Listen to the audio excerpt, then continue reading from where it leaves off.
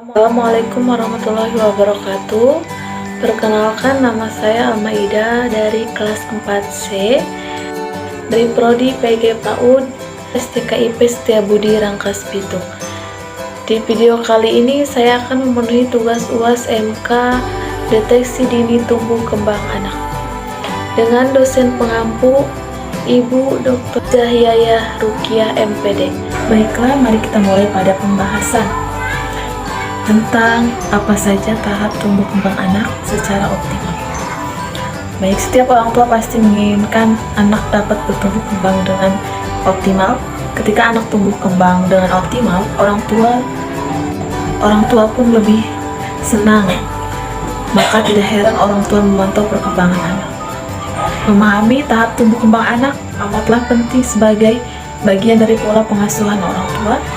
Seiring dengan proses pertumbuhan dan perkembangan anak, mereka akan menghadapi tantangan secara emosional ataupun fisik.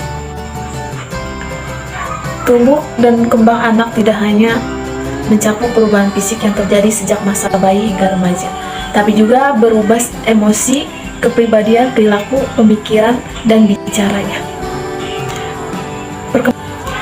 Perkembangan anak sejalan dengan pemahaman dan interaksi mereka terhadap dunia di sekitarnya. Ketika seperti tersenyum, merangkak, atau berjalan untuk pertama kalinya disebut dengan tonggak tumbuh kembang anak atau developmental milestones. Orang tua perlu mencatat dan memahami tonggak ini untuk memastikan perkembangan anak yang optimal. Setiap anak memiliki potensi yang sama untuk pertumbuhan dan perkembangan dengan normal bila kebutuhan dasar terpenuhi. Kebutuhan ini meliputi ASI, kasih sayang dan perhatian, atau ASA, stimulasi dan keterampilan, serta ASU, kebutuhan sadang, pangan, dan papan. Tidak hanya itu, anak stimulasi hal ini penting untuk diterima anak terutama di 1000 hari pertama kehidupannya.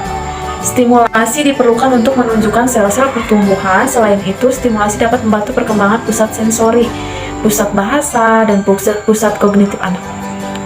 Banyak cara yang bisa dilakukan oleh orang tua untuk memberikan stimulasi pada anak, mulai dari mengajak anak berbicara, bermain di luar ruangan, hingga mengambil keputusan.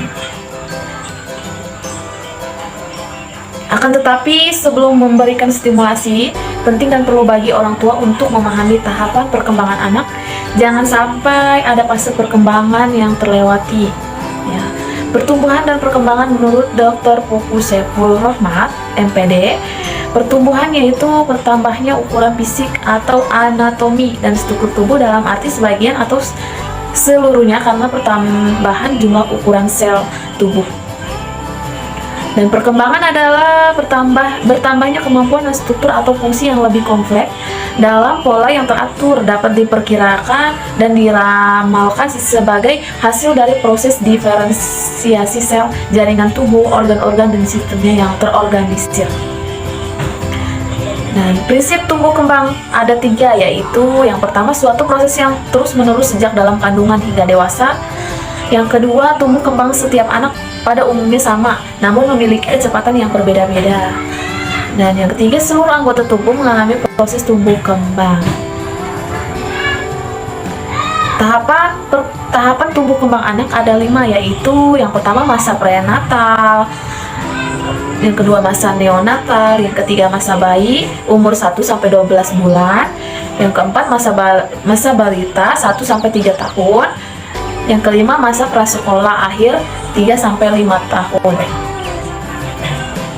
Dan tahapan pertumbuhan dan perkembangan pada anak menurut Solzhenitsyn 2002, yang pertama masa prenatal atau konsepsi lahir, masa embrio modiga atau masa konsepsi 8 minggu, yang 9 minggu atau kelahiran. Yang kedua, masa paskanatal, masa neonatal usia 0-28 hari, neonatal dini, prenatal 0-7 hari, neonatal lanjut sampai 8-28 hari. Masa bayi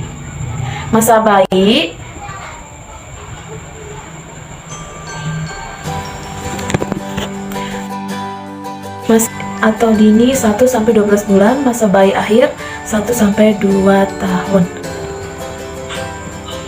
Masa prasekolah usia 2-6 tahun, prasekolah awal masa balita mulai 2-3 tahun, prasekolah akhir mulai 4-6 tahun.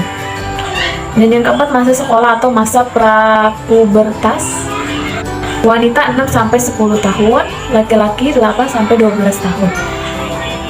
Dan masa adolescensi atau masa remaja, wanita 10-18 bulan, kalau laki-laki umurnya 12-20 tahun. Tiap tahap pertumbuhan dan perkembangan ini memiliki ciri khas dalam anatomi, fisiologis, biokimia, dan karakternya. Pada masa prenatal, masa embrio dimulai sejak konsepsi hingga kehamilan 8 minggu. Masa fetus dimulai sejak kehamilan 9 minggu sampai kelahiran. Masa fetus dibagi menjadi 2, yaitu fetus dini 9 trimester 2, terjadi sebuah percepatan pertumbuhan dan pembentukan manusia sempurna dan mulai berfungsinya organ tubuh. Dan yang kedua, fetus lanjut trimester akhir, terjadi perkembangan fungsi organ tubuh dan transfer immunoglobulin serta darah ibu melalui plasenta.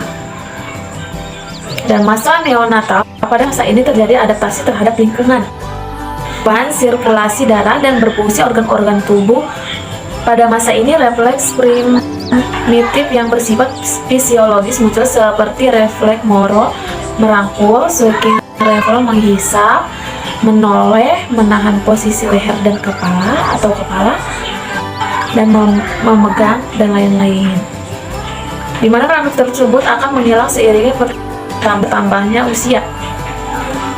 Yang ketiga, masa bayi atau 1-12 bulan. Pada masa ini terjadi pertumbuhan dan perkembangan yang sangat cepat. Oleh karena itu diperlukan pemberian gizi yang baik. Dan masa balita 1-3 tahun. Pada masa ini pertumbuhan fisik atau relatif lebih lambat, namun perkembangan motorik sangat cepat. Yang kelima, masa prasekolah akhir 3-5 tahun. Pada masa ini gigi sudah, susu anak sudah lengkap, pertumbuhan fisik berjalan pelan, namun anak sudah dapat melakukan tindakan sederhana yang mandiri seperti naik turun tangga dan berdiri dengan satu kaki. Selanjutnya, tahapan perkembangan berlangsung dalam tahapan-tahapan perkembangan. Perkembangan terjadi secara bertahap. Tahapan yang telah dilalui tidak dapat diulangi kembali. Tahapan perkembangan berlangsung secara berurutan. Baik, demikian video tentang deteksi dini tumbuh kembang anak. Terima kasih kepada pemerintah Kabupaten Serang, terutama kepada Ibu Bupati Hajah Ratu Tatu Hasanah atas kepedulian dan perhatian terhadap guru-guru PAUD se-Kabupaten Serang, sehingga kami sebagai tenaga pendidikan yang melatar belakangi pendidikan SMA bisa melanjutkan di pendidikan kampus STKIP Setiabudi Rangkas Bitung.